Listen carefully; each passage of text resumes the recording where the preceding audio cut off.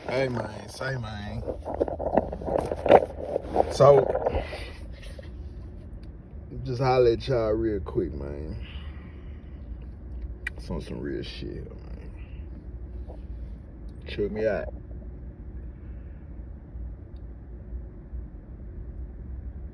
I just came from a 7-Eleven.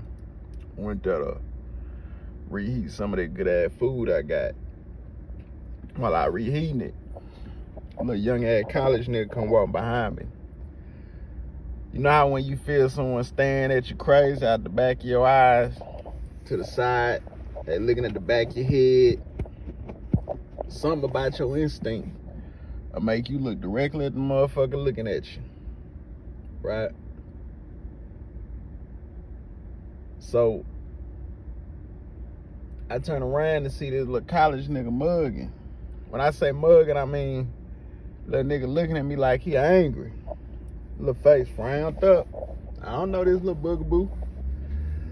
But look, I look him in the eyes. He hurry up, look away, scurry on about it business. Check it out. Black men, if you ain't peep, my nigga, let me lace you real quick, homie.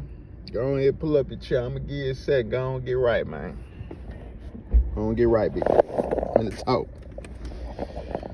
Give you about 30 Mississippi. Go on, get yourself collected. We gonna sit it on down and have a round table talk, man. Straight up. Go on, get right. Let me know when you're done.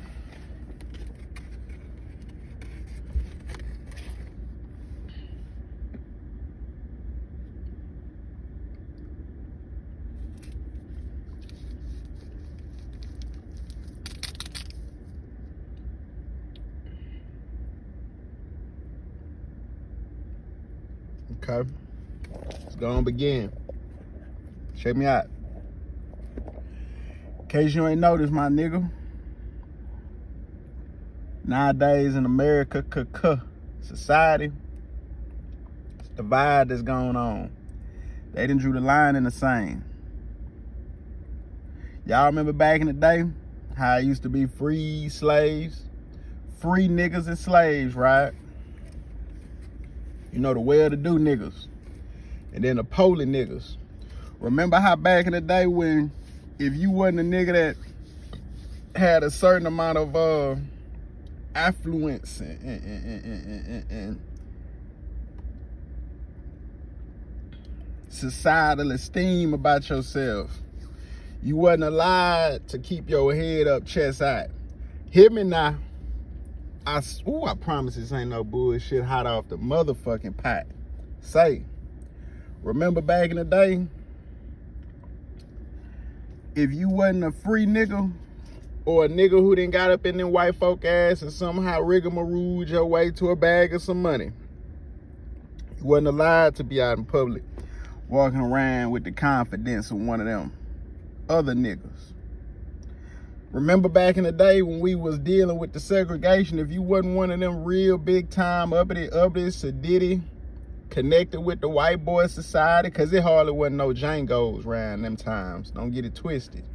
There was, but they were few far in between, mythical niggas.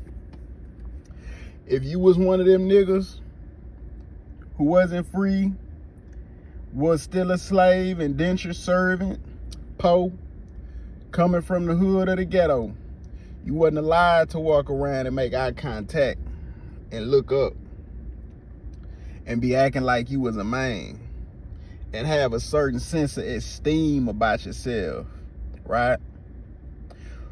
You couldn't look niggas in the eyes, talk with a voice that say, man, I'm a firm. Believe what's coming out my mouth. Well, them days will come back, my niggas. Yeah.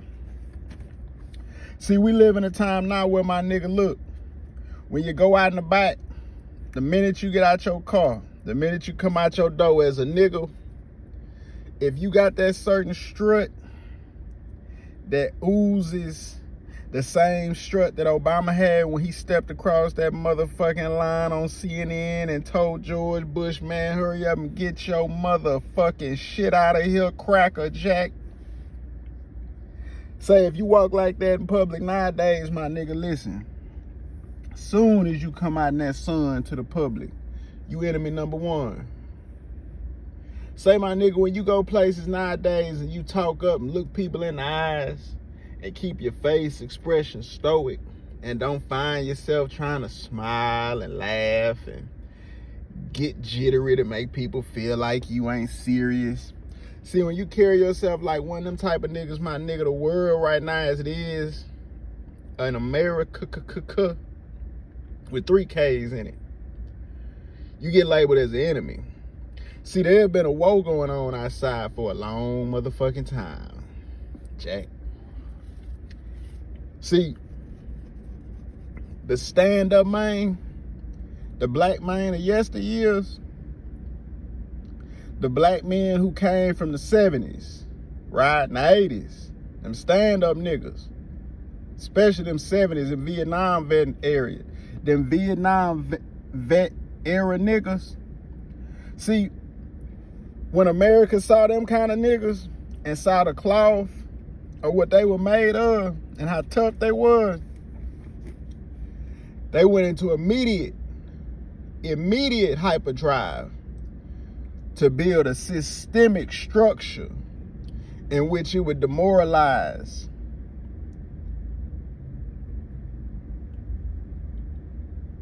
uninformed,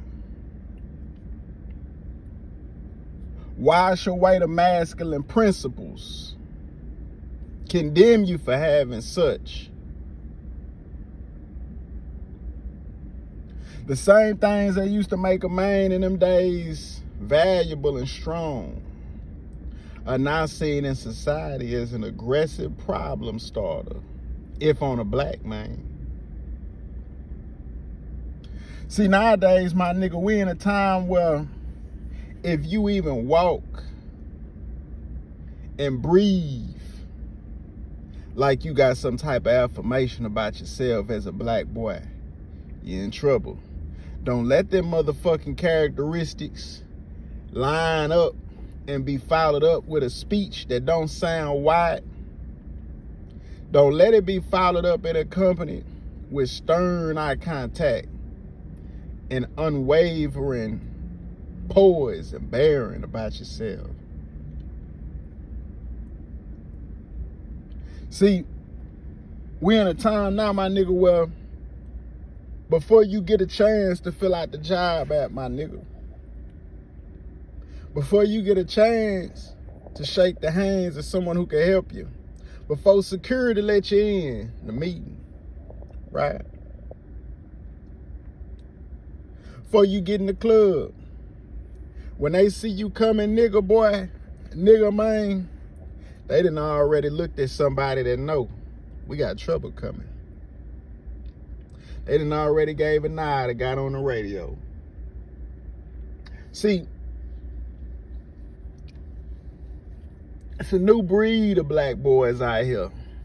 It's a breed of them black boys that's been raised up by them single mamas. They got disdain and hatred in their heart for the niggas who wouldn't stand for their bullshit and left their motherfucking ass on the side of a road like a bad tide, Jack.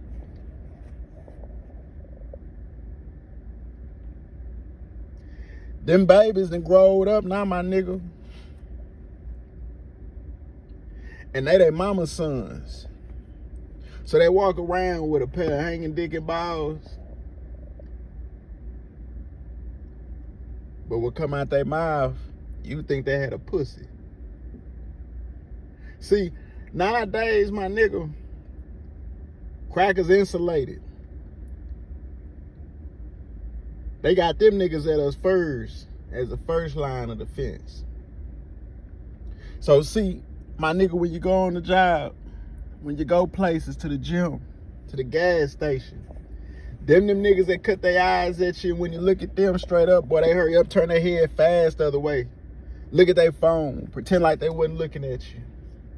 You go to nod your head like the old schools do. They turn away like a white boy.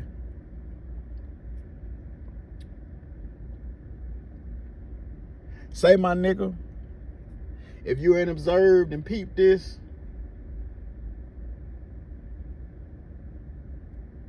be careful.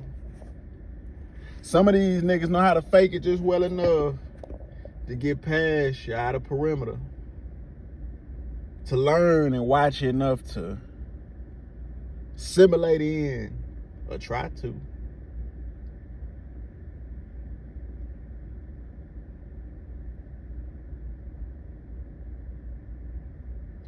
See, most of these types of niggas, they won't dare ever come around you and hang with you in private. I don't really do that too often. They'll go somewhere with you public where there's some cameras, somewhere where it's daylight, a lot of people around, witnesses. These are ways you can tell these kind of nigga, man. Right? You might want to go chill somewhere, go on a walk, man. Go to the water. They don't trust you enough to go out there with you. See, these kind of niggas, they gonna show you through their actions. They don't fuck with you, my nigga. They been indoctrinated with the thought that any black man that walks with his head up, don't let no cracker boy talk to him like he out his motherfucking noggin. They've been raised to think that any nigga with any kind of confidence don't let niggas shit all on him and don't allow society to put him at the bottom as they do and try is a criminal, is an aggressive problem and trouble starter in society, and has no place but fulfilling menial jobs that require no intelligence.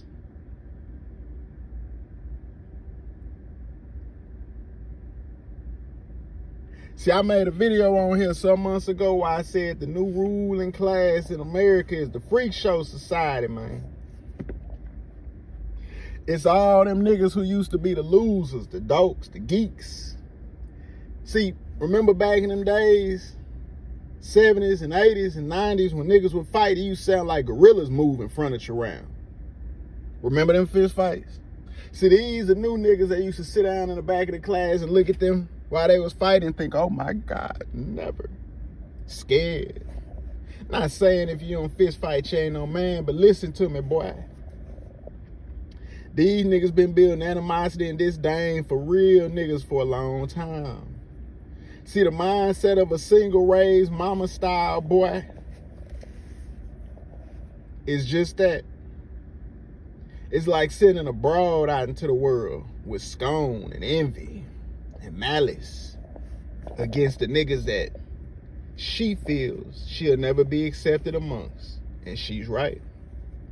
So now that these freak shows and lames and nerds and goofies are running society, when they see somebody who shows even an inkling of the niggas that they know they'll never be capable of being, you best believe me, nigga, they gonna try their hardest to destroy you and fuck you over.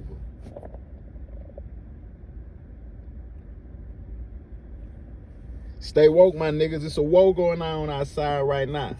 And they hunting real niggas. And they don't give a goddamn how they gotta get you. They just want you gone and out the way. They tired of looking at how hoes turn their eyes and look at us when we walk through the door, not caring about the hoe, but the hoe caring about us. They tired of how we can come around and get a job opportunity because we got that magic, that gift from God, that intuition, that talent to where, nigga, you give me 5 minutes versus your 2 hours, nigga, and I show up and show out every motherfucking time. Jack.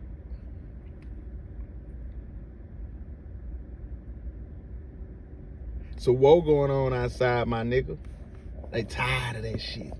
They tired of going to school for that master's degree, spending all that money on that hoe, just to see that hoe out the corner of his eye cut her eyes at a nigga like me and you, my nigga.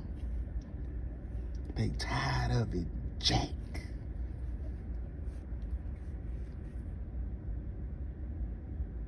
Arm yourself, black man. Get ready. See, these niggas that I'm describing, when the shit hit the fan, these gonna be them black boys that's gonna be fighting and protecting them crackers. shooting at niggas like us, and we ain't even did nothing to them. Even coming close or looking their way.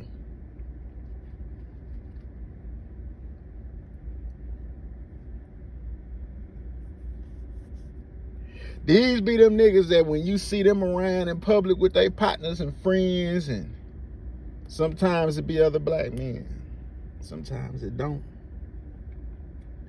You'll notice they'll always follow the aura and the energy of how whatever the lightest skin tone and most dominant ethnicity they're around does in interaction with real niggas like you and I.